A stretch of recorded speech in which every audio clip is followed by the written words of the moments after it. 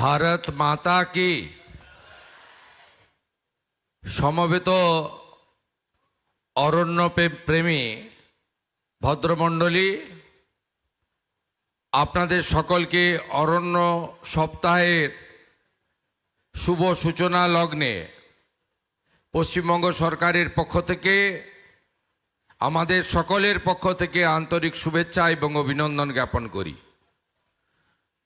প্রথমেই বলে নিই, আমরা আমাদের আজকের কর্মসূচির যে মূল অংশ ছিল, অর্থাৎ প্রচার ট্যাবলো উদ্বোধন, বৃক্ষরোপণ এবং আমাদের অতি প্রিয় ছাত্রছাত্রীদের হাতে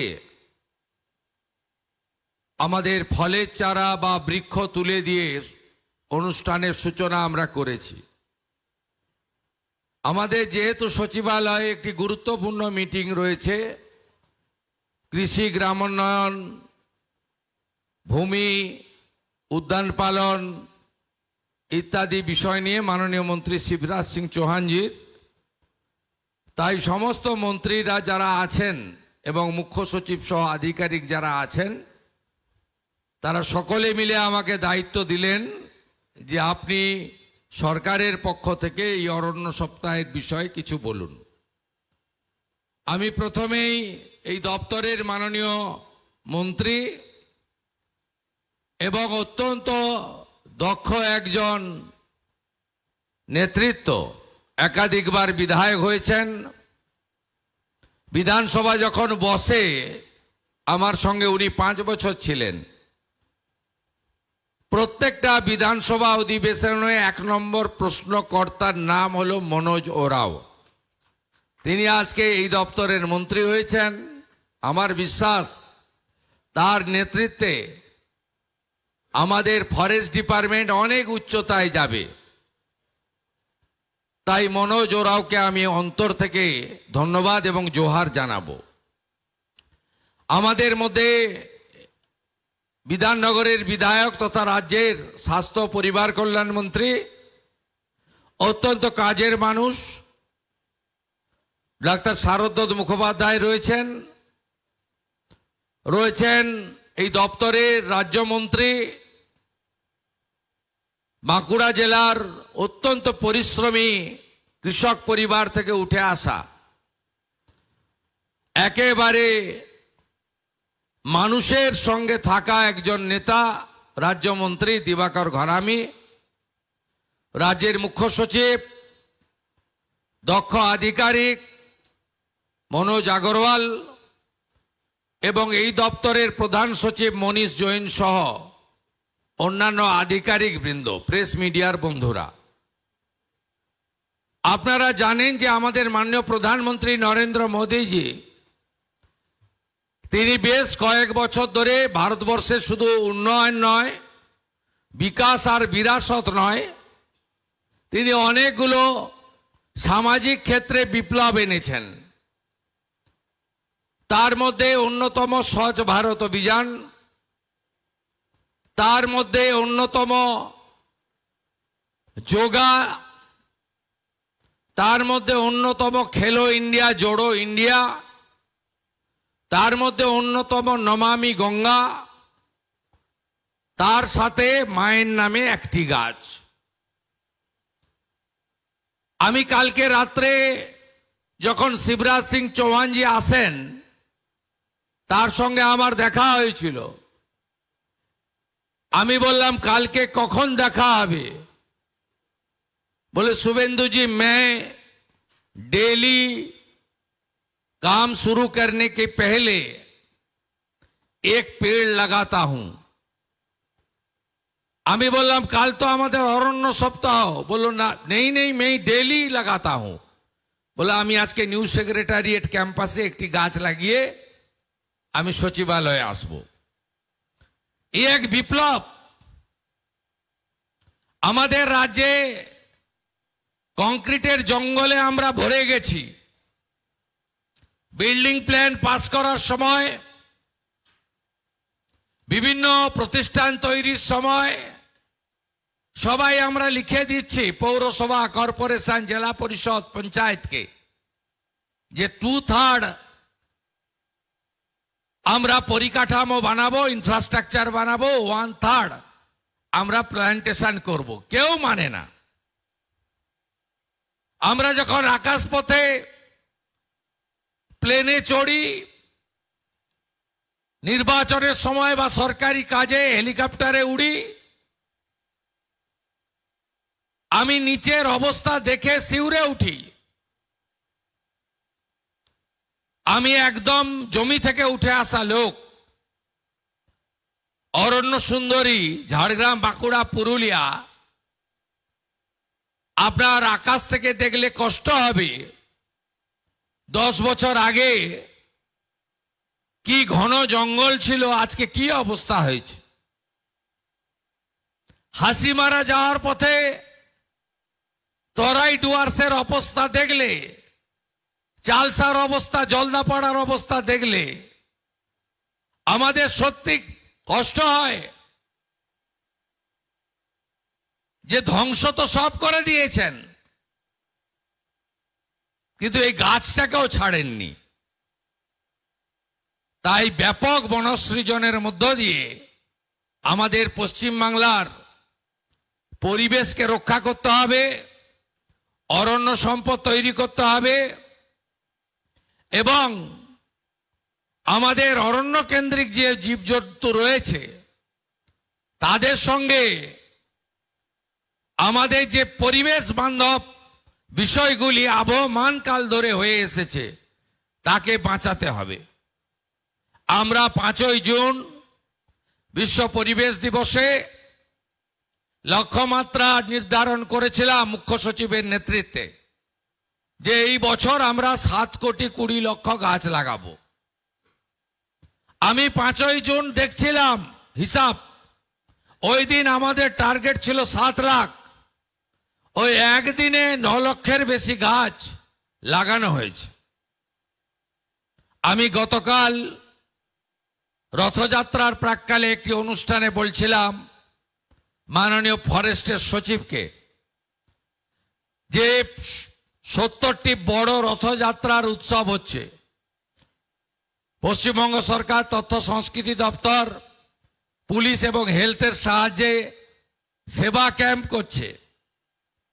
সেখান থেকে গাছ বিতরণ করুন, ফলের গাছ দিন। তিনি আমাকে কথা দিয়েছেন। আমি পলিউশন কন্ট্রোল বোর্ডকে বলেছি আপনারা ব্যাপকভাবে নারকেল গাছ বিতরণ করুন যাতে বজ্রপাতের হাত থেকে অনেক এলাকাকে আমরা রক্ষা করতে পারি। তারাও রাজি হয়েছেন। আমি সরকারের বাইরে সামাজিক সংগঠন, শিল্প প্রতিষ্ঠান এবং বিভিন্ন প্রফিট মেকিং কনসার্ন, কালকে আইওসির আধিকারিকরা এসেছিলেন, তারা বললেন এই বছর আমরা 10 লাখ গাছ লাগাবো। শুধু গাছ লাগালে হবে না, আমি আমার পূর্ব অভিজ্ঞতা দিয়ে বলেছি। আমি হলদিয়া ডেভেলপমেন্ট অথরিটির চেয়ারম্যান ছিলাম। আমি গাছ লাগিয়ে 3 বছর মনিটরিং করতাম, তাতে অ্যাচিভমেন্ট আসতো 50%। 1000 গাছ লাগালে আলটিমেটলি 3 বছর পরে আমরা 500-550 গাছকে দাঁড় করাতে পারতাম। তাই শুধু গাছ লাগালে হবে না, মিনিমাম 2 বছর রক্ষণাবেক্ষণের দায়িত্ব সবাইকে নিতে হবে। আসুন দূষণমুক্ত পশ্চিমবঙ্গ, পরিবেশ বান্ধব পশ্চিমবঙ্গ, এই অপরূপ সবুজ অরণ্য সুন্দর পশ্চিমবঙ্গ আমরা গড়ে তুলি। আগামী 2রা অক্টোবর আমাদের কেন্দ্রীয় পরিবেশ মন্ত্রী আমাকে কথা দিয়েছেন বক্সারে আরেকটি প্রোগ্রাম হবে এবং আরো অনেক কর্মসূচি আমরা নেব যা ফরেস্ট ডিপার্টমেন্ট সম্পৃক্ত। আপনাদের সকলকে অভিনন্দন জানিয়ে এবারের অরণ্য সপ্তাহ অত্যন্ত আমাদের কাছে শুধু প্রাসঙ্গিক নয়, একটা ভালো সুখকর অভিজ্ঞতার মধ্য দিয়ে শেষ হবে। আমি আজকের এই অরণ্য সপ্তাহের সূচনা লগ্নে পশ্চিমবঙ্গ সরকারের পক্ষ থেকে এই রাজ্যের সমস্ত মানুষকে বলবো, উত্তরপ্রদেশের মুখ্যমন্ত্রী যদি বলতে পারেন আমি এই বর্ষে 26 কোটি গাছ লাগাবো, আমরা পশ্চিমবঙ্গ উত্তরপ্রদেশের মতো অত বড় রাজ্য নই, আমরাও কেন বলতে পারবো না, আমরাও 10 কোটি গাছ এই বর্ষে লাগাবো। জনপ্রতিনিধিদের কাছে আহ্বান জানাবো, কেন্দ্রের স্বরাষ্ট্র সমবায় মন্ত্রী মাননীয় অমিত শাহজি এত ব্যস্ততম মানুষ, তিনি ঘোষণা করেছেন তার আহমেদাবাদ লোকসভা কেন্দ্রে তিনি এই বর্ষে 1,20,00,000 গাছ লাগাবেন এবং 2 বছর ধরে নার্সিং করবেন। আমাদের একজন পঞ্চায়েত পুরসভার মেম্বার তিনি কেন বলবেন না আমি 1000 গাছ লাগাবো? কেন একজন বিধায়ক বলবেন না যে আমি 1 লক্ষ গাছ লাগাবো? কেন একজন সাংসদ বলবেন না আমার 7টা বিধানসভা আছে আমিও 7 লক্ষ গাছ লাগাবো? আসুন এই সুস্থ প্রতিযোগিতা করে পশ্চিমবঙ্গকে অরণ্যময় গড়ে তুলি। আর ফরেস্ট ডিপার্টমেন্টকে বলবো আপনারা পরিচ্ছন্নতার সঙ্গে কাজ করুন। গাছ চুরি, গাছ পাচার, বেআইনি কাঠের মিল, আমরা যেমন পশ্চিমবঙ্গে গরু পাচার বন্ধ করেছি, আমরা যেমন পশ্চিমবঙ্গে অনেক অবৈধ কাজ হতো, সংগঠিত সিন্ডিকেট, রাস্তায় হাত পাতা সব বন্ধ করেছি, আপনারাও গাছ পাচার রোখার জন্য পুলিশকে সাথে নিয়ে আপনারাও উদ্যোগ গ্রহণ করুন, যাতে আমাদের গাছগুলিকে তার পূর্ণতা পাওয়ার আগে কেউ কেটে ফেলতে না পারে। এই বিষয়েও আপনাদের যত্ন নিতে হবে। বনকর্মীদের, বনবন্ধুদের নানা রকমের অসুবিধার মুখে পড়তে হয়। আমি মাননীয় প্রধান সচিব মন্ত্রীকে বলবো কংক্রিট প্রপোজাল সিএস এর কাছে দিন, আপনাদের জন্য কি কি করতে পারি সেটা আমরা দেখব।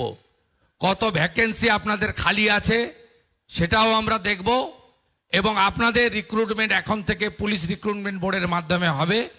যত ভ্যাকেন্সি খালি আছে আগামী কয়েক মাসের মধ্যে আমরা পূরণ করব, এবং যারা কর্মরত অবস্থায় মারা গেছে তাদের ফাইলগুলো যদি পড়ে থাকে মাননীয় মুখ্য সচিবকে বিশেষভাবে দেখতে হবে।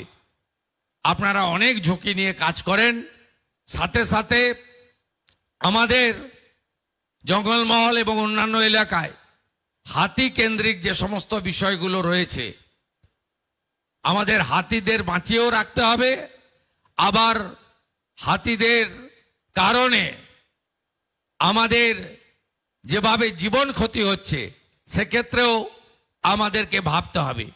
বিগত 15 বছরের সরকার ফরেস্ট ডিপার্টমেন্টকে অবহেলা করেছে, বরাদ্দ দেয়নি, ম্যান পাওয়ার দেয়নি, পরিকাঠামো দেয়নি। আমি বলবো উড়িষ্যা, ছত্তিশগড় থেকে শিখে আসুন কিভাবে ফরেস্ট ডিপার্টমেন্টকেও গুরুত্বপূর্ণ দপ্তরে পরিণত করা যায়। সেখান থেকে শিখে এসে পশ্চিমবঙ্গেও সেটা করুন। ডবল ইঞ্জিন সরকার সেটা করবে। সবাই ভালো থাকবেন। আপনাদের সকলকে আজকের এই অরণ্য সপ্তাহের উষা লগ্নে শুভেচ্ছা দিয়ে আমার কথা শেষ করলাম। বন্দে মাতরম, জয় হিন্দ।